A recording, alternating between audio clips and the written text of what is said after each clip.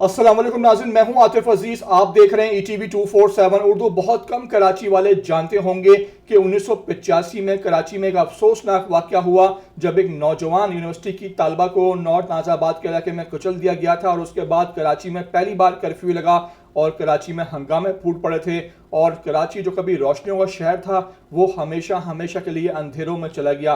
कराची वालों ने इस वाक़े में कर्फ्यू भी देखा, पहली बार ट्यूबलाइट बमों का इस्तेमाल देखा और जो इंतजामिया थी वो इस वाक़े को मामूली समझ रही थी जो चंद ही सेकंड में लसानी फसादात का बायस बना और कराची में फिर हमने देखा किस तरह की सूरत हाल बनी। 40 साल गुजरने को हैं, कराची वापस उस दौर में दाखिल नहीं हो सका जहां 1985 जैसे पुरअमन हालात थे। मैं बात कर रहा हूँ गुज़श्ता रात के कराची के वाक़े की, जब आपने देखा एक मरतबा फिर कराची के इंतहाई एहसास इलाके में लकी वन मॉल के पास राशिद मनास रोड है जहां पर एक बाइक के ऊपर सवार फैमिली को एक तेज़ रफ्तार टैंकर ने कुचल दिया। इस मौके पर जो लड़का और लड़की अपने वालिद के हमरा इस बाइक पर सवार थे वो दोनों मौके पर ही जहाँ भाग हो गए, जबकि इनके वालिद शदीद ज़ख्मी हालत में अस्पताल में ज़ेरे इलाज हैं। इस मौके पर वही हुआ जो कराची में हो रहा है, मुश्तल शहरी जमा हुए, आवाम जमा हुई और इन टैंकर्स को डंपर्स को आग लगाने का सिलसिला शुरू हुआ। रात गए तकरीबन 10 डंपर जो हैं वो जला दिए गए और उसके बाद हैरान कुन तौर पर इंतहाई एहसास इलाके में, और 14 अगस्त है,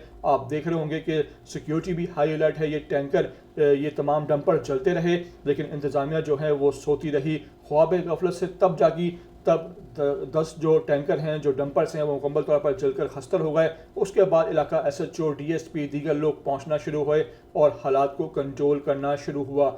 इस मौके पर देखिए किस तरह की वहाँ सूरत हाल थी और उसके बाद जो लियाकत मसूद हैं जो डंपर एसोसिएशन के तर्जुमान हैं उन्होंने फिर मेन शाहराएँ हैं, ख़ासतौर पर सुपर हाईवे नेशनल हाईवे पर धरना दे दिया है जो बदस्तूर तकरीबन 12 घंटे से बंद हैं और कराची के शहरियों को शदीद अजियत और परेशानी का सामना करना पड़ रहा है। मैं आपको ये मनाज़र दिखा रहा हूँ रात का, देखिए किस तरह ये वाक़या हुआ फिर कैसे जो है वो डंपर जो हैं वो इलाके में जलाए गए।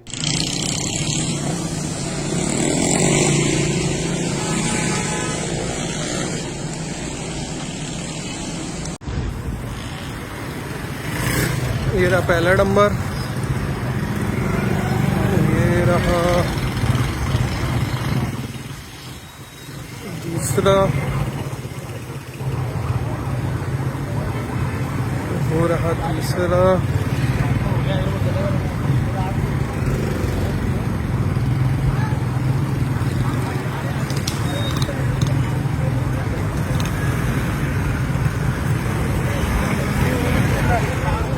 तीसरा यहाँ पे कंट्रोल नहीं पा रहे, मेरा तीसरा, चौथा और भी बहुत है। तो नाज़रीन इस वाक़े के बाद होगा वही जैसा हम माजी में देखते आ रहे हैं। सूरत हाल ख़राब होती है, इंतज़ामिया सो रही होती है, उसके बाद जागती है, उसके बाद जो है वो सरसरी गिरफ्तारियां होती हैं। टैंकर मालकान को जो है, जो डंपर मालकान हैं उनको जो है वो कंपनसेट कर लिया जाता है और उसके बाद हालात दोबारा नॉर्मल हो जाते हैं, लोग जो है वो मसरूफ़ अमल हो जाते हैं, लेकिन सिलसिला वहीं का वहीं खड़ा रहता है।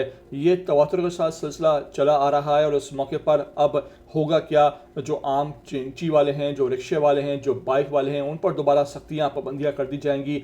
जो कराची में चलता आ रहा है, कानून नाफिज नहीं किया जाएगा, अमलदारी नहीं की जाएगी, जो ट्रैफिक पुलिस है उसको बेहतर नहीं किया जाएगा, चालान नहीं किए जाएंगे, इंसाफ नहीं किया जाएगा, तो मामलात वहीं खड़े होंगे। और कराची जिसने 1985 में बोशाजदी वाला वो वाक़या देखा था, अल्लाह ना करे कि ये तमाम तर जो हालात हैं, मामलात अगर दोबारा उस रुख और वो शक्ल इख्तियार करते हैं तो फिर कराची में दोबारा इस तरह के फसादात भी देखे जा सकते हैं। मेरी आपसे रिक्वेस्ट है कि मेरी इस तरह की न्यूज़ वीडियो अपडेट को एक तो आखिर तक देख लिया करो। नए आते हो ETV 247 उर्दू पर तो लाजमी से आप सब्सक्राइब करो, लाइक करो, शेयर करो और कमेंट करके मुझे अपनी कीमती आरा से लाजमी आगाह ज़रूर किया करो।